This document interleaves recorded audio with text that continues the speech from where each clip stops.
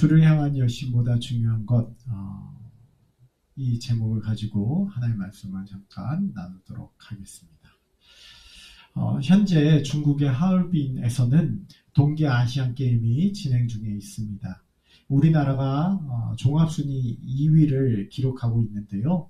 저는 이러한 대형 스포츠 행사에 있어서 가장 큰 행사가 올림픽이 아닐까 생각합니다.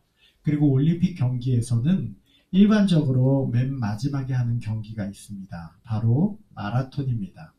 물론 모든 올림픽에서 마라톤이 마지막 경기인 것은 아닙니다만 대체적으로 이 하계 올림픽에 있어서 마라톤은 이 올림픽을 마무리하는 경기로 취급이 됩니다. 스포츠 행사 중에 가장 꽃이라고 할 수 있는 올림픽이고 그 올림픽 중에서 가장 하이라이트인 게 마라톤이다라는 것. 저는 왜 마라톤이 그렇게 중요한 취급을 받는지 충분한 이유가 있다고 생각을 합니다. 비록 마라톤도 다른 달리기 경주들처럼 누가 더 빨리 1등으로 들어오는가라는 속도의 스포츠이기도 하지만 마라톤의 진정한 의미는 무려 42.19km라는 어마어마한 거리를 뛰면서 자기를 이겨내는 인내의 스포츠이기에 저는 올림픽에서 마라톤이라는 스포츠를 가장 하이라이트로 두고 있는 게 아닐까 싶습니다. 바로 자기를 이기는 것, 그것이 가장 주목할 만한 부분이 아닐까 합니다. 흔히 우리의 인생을 마라톤 경기로 비유하기도 합니다. 그 말인 즉슨 얼마나 빨리 결승전에 도착했는가가 아니라 그 힘들고 어려운 구간들을 잘 견디면서 마침내 완주하는 삶을 살아왔는가, 이것에 주목하고 있기 때문에 인생을 마라톤에 비유하기도 합니다. 그만큼 마라톤은 누구보다 더 빨리 결승선에 들어왔냐가 더 중요한 의미라기보다는 완주에 더 의미를 두고 있는 스포츠라고 하겠습니다. 근데 한 번은 이런 일이 있었습니다. 마라톤에 참여한 선수들이 1등을 제외하고 모든 선수들이 완주를 했음에도 불구하고 탈락 처리되는 불상사가 일어난 것입니다. 이게 만약 속도의 경기였다면 1등을 제외한 다른 선수들이 탈락하는 것이 그렇게 화제가 되지는 않았을 것 같습니다. 그러나 마라톤이기에 화제가 됐습니다. 그렇지 않습니까? 그 멀고도 긴 거리를 포기하고 싶은 마음을 꾹꾹 누르면서 마침내 결승선을 통과했는데, 그렇게 완주를 했는데 주최 측에서는 박수를 쳐주고 선수들의 등을 두드려주면서 완주한 이들을 격려한 것도 모자랄 지경인데, 완주한 그들을 탈락 처리한다면, 1등이 아닌 다른 선수들을 탈락 처리한다면 화제거리가 될 수밖에 없을 것 같습니다. 알고 보니 그 마라톤 경주에서 이 마라톤에 참여한 2등 선수부터 모두 다 잘못된 코스로 뛰었다고 합니다. 2등 선수가 규정된 코스를 벗어나서 다른 길로 뛰었고, 그 2등을 따라가는 후발주자들도 2등이 그렇게 가니까 다 그를 따라서 잘못된 길로 뛰어갔던 것이죠. 올바른 코스를 벗어나 잘못된 길로 갔던 선수들이었던 겁니다. 주최 측으로서도 이들이 얼마나 고생했는지는 알고 있지만 규정된 코스를 따라 뛰지 않았기 때문에 1등을 제외한 모든 선수들을 탈락시킬 수밖에 없었던 겁니다. 얼마나 억울했을까요? 포기하고 싶은 마음을 참고 또 참으면서 인내의 시간을 지나 마침내 결승선에 도착했는데, 그 선수들에게 들려오는 말이 너 탈락이야 라는 말을 하면 정말 화가 날 것 같기도 합니다. 너무 답답할 것 같기도 합니다. 저는 이 사연을 들으면서 이런 생각을 했습니다. 그렇구나.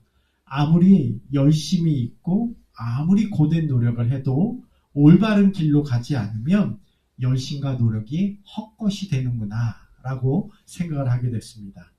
노력은 언제나 박수받아 마땅합니다. 그렇지만 귀중한 노력조차 방향이 틀리다면 그 노력이 헛수고가 될 수밖에 없습니다. 저는 소망합니다. 이 설교를 듣는 모든 분들이 올바른 방향으로 달려서 자신들의 노력을 인정받을 수 있기를 소망합니다.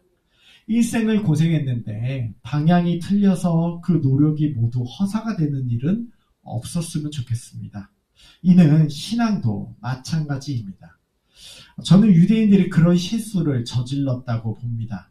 바울이 말합니다. 그들이 하나님께 열심히 있으나 올바른 지식을 따른 것이 아니다 라는 겁니다. 제가 이스라엘에 갔을 때 참 인상 깊은 것 중에 하나가 바로 동네에 일종의 라인이 표시되어 있었던 겁니다. 가이드의 말을 들어보니 안식일에 일을 하지 말라는 율법을 지키기 위해서 유대인들이 고민을 했습니다. 그 일을 하지 않기 위해 어떻게 해야 될까 고민했는데 일정 걸음 이상을 걸으면 그것도 일이겠다 싶어서 일정 걸음 이상을 걷지 못하도록 하려고 여기 이상 걸어오면 안식일을 범한 거다, 일을 한 거다라는 의미로 이 동네에 라인을 쳐놓은 겁니다. 그러니까 그 라인을 걸어가면 그 라인을 넘어가면 일을 한 거니까 하면 안 된다라고 그렇게 라인까지 표시해 놓은 겁니다. 이것만 보더라도 유대인들이 얼마나 율법을 잘 지키기 위해 철저히 지키기 위해 노력을 해왔는지 우리 잘 알 수 있을 것 같습니다. 바울이 인정하면서 말해요. 그들이 하나님께 열심히 있다라는 겁니다. 얼마나 좋은 말입니까? 하나님께 열심히 있다. 저는 우리 교회 성도님들이 이런 말을 바울에게서 들었으면 좋겠습니다. 주님의 선한 교회 성도님들은 하나님께 열심히 있다. 그 인정받았으면 좋겠습니다. 그러나 바울로부터 이어지는 뒷말은 안 들었으면 좋겠습니다. 올바른 지식을 따른 것이 아니라는 겁니다. 앞서 말했던 마라톤에 참가했던 선수들, 그들이 열심을 가지고 있었습니다. 하지만 방향이 틀렸습니다. 결국 그들의 모든 열심이 수포로 돌아갔습니다. 지금 유대인들이 그렇게 하고 있다는 겁니다. 열심히 있지만 방향은 틀렸다는 겁니다. 이를 보충해주고 있는 게 3절입니다.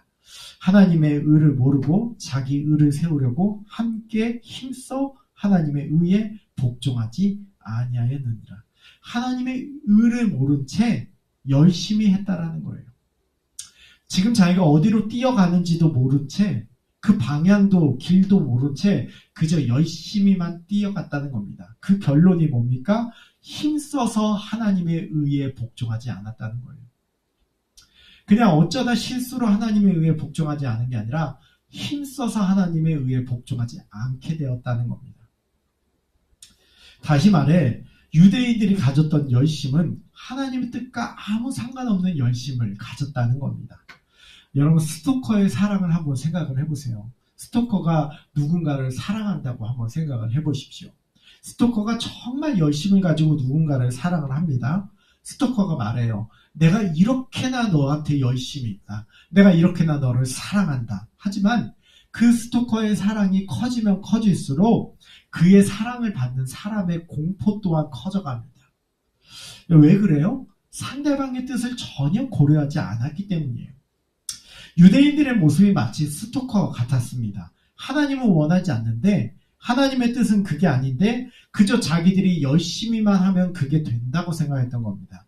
율법을 하나님의 의도대로 하지 않았고 자기들의 생각대로 적용을 했습니다. 그러니 3절이 얼마나 기가 막힌 이야기입니까? 바울은 그들의 가진 열심이 자기 의를 세우는 것이라고 말했습니다. 하나님과 아무런 상관없는 거라고 말하는 겁니다. 하나님을 잘 섬기려고 그렇게 노력을 했는데 결국 하나님을 하나도 못 섬기고 자기 의만 세우려고 했다는 겁니다. 여러분, 열심보다 방향이 문제입니다. 저는 이런 유대인들의 모습을 보면서 오늘날에도 그런 신앙의 모습이 있다는 걸 발견합니다. 이단에 빠진 사람들을 한번 생각해 보십시오. 아마 교회 다니는 분들 중에 이단에 빠진 분들의 열심에 대해 욕할 만한 사람이 별로 없을 것 같습니다. 그만큼 열심을 가지고 있습니다. 평범한 한국교회 성도들보다 몇 배는 열심히 있습니다. 그들의 열심을 욕할 수도 없을 만큼 열심입니다. 예전에 한번 이단에 빠진 자매들이 교회를 온 적이 있습니다. 자세한 상황을 다 말하기는 힘들지만 그 이단에 빠진 자매 중에 한 명의 카카오톡 프로필을 볼 수 있었는데 그 프로필을 보니까 정말 몇 년간 아무것도 없었습니다. 마치 죽은 사람 마냥 아무런 프로필을 꾸며놓은 게 없었습니다. 20대의 자녀로서, 20대의 자매로서 얼마나 이쁘고 좋은 곳에 가서 사진도 찍고 친구들과 놀러 다니면서 좋은 추억도 남기고 싶고 또 그걸 프로필에 잘 꾸며놓으면서 그렇게 살고 싶었겠습니까? 근데 아무것도 없었어요. 그 좋은 청춘의 시절을 오로지 이단 교주에게 다 갖다 바치는 삶을 살았던 겁니다. 그 모습이 얼마나 안타까웠는지 모릅니다. 정말 파도가 한번 들이치면 모두 다 사라져버릴 모래성과 같은 열심으로 살았던 겁니다. 저는 이스라엘의 실패의 원인이 하나님의 의도는 외면한 채 자기들의 짧은 지식과 자기들의 열심을 가지고 파도가 몰아치는 바닷가 앞에서 모래성 쌓은 모습이라고 봅니다. 하나님의 방법은 외면한 겁니다. 그렇다면 하나님의 방법이 뭐였을까요? 바로 예수 그리스도이십니다. 그리스도는 모든 믿는 자에게 의를 이루기 하여 율법의 마침이 되시니라. 바울은 그리스도가 율법의 마침이 된다고 말합니다. 이 이야기는 예수 그리스도로 말미암아 율법이 폐기되었다는 것과 또한 그리스도가 율법의 목표가 되었다는 말입니다. 유대인들처럼 율법에 대해 잘못된 오해를 하고 율법을 통해서 어떻게든 의를 얻어보고자 하는 이들에게 예수 그리스도가 율법을 폐기했다는 것과 또한 예수 그리스도는 율법이 지향한 하나님의 의를 이루기 위한 율법의 목표가 된다는, 율법의 마침이 된다는 이야기이기도 합니다. 우리가 누구를 향해 뛰어야 합니까? 바로 예수 그리스도이신 줄로 믿습니다. 수많은 종교들이 열심을 말합니다. 유대인들만이 아니라 수많은 종교들이 열심을 말해요. 그러나 복음은 열심을 말하지 않고 방향을 말합니다. 바로 예수 그리스도께로 가야 한다는 겁니다. 하나님께서 우리에게 주신 구원의 유일한 길은 예수 그리스도뿐입니다. 비록 우리가 종교적인 열심을 가지는 것도 좋지만 방향을 우선적으로 놓쳐서는 안 됩니다. 바울이 말한 것처럼 율법의 마침이 되신 예수 그리스도가 우리의 목표가 되어야 될 줄로 믿습니다. 그리고 이 말은 우리가 주 없이는 무엇도 의미 없다는 말이기도 합니다. 그렇게 사랑하는 성도 여러분, 예수를 붙잡길 소망합니다. 예수를 의지하길 소망합니다. 요한복음 15장 5절은 이렇게 말합니다. 나는 포도나무요 너희는 가지라. 그가 내 안에 내가 그 안에 거하면 사람이 열매를 많이 맺나니 나를 떠나서는 너희가 아무것도 할 수 없으니라. 예수가 우리의 목표점입니다. 그리고 이는 우리가 주를 떠나서 아무것도 할 수 없음을 말해줍니다.